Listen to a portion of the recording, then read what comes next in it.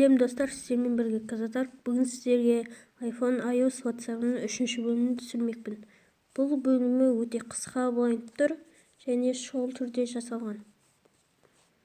Бірінші настройкаға кіреміз. Егерде сіздер кастомизацияны қоссаңыздар, настройкаға кіреміз. Осындай болып тұрады енді. Сосын универсал дегенге кіреміз.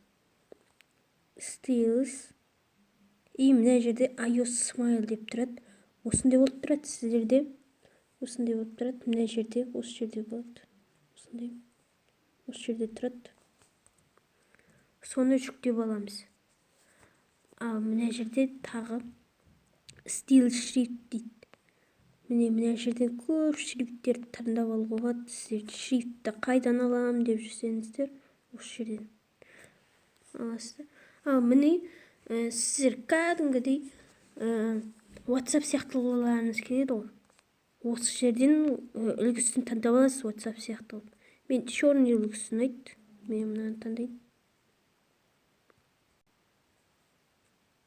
Қазір сіздерге көрсетейін. Міне мына үстім бастым мен.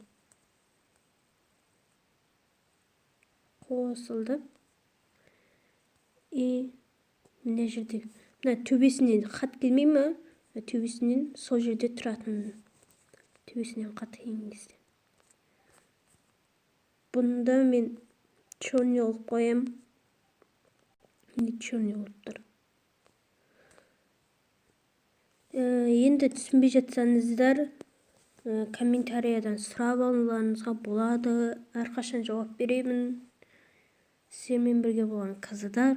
Сау болыңыздар. Бұл ең соңғы бөлім.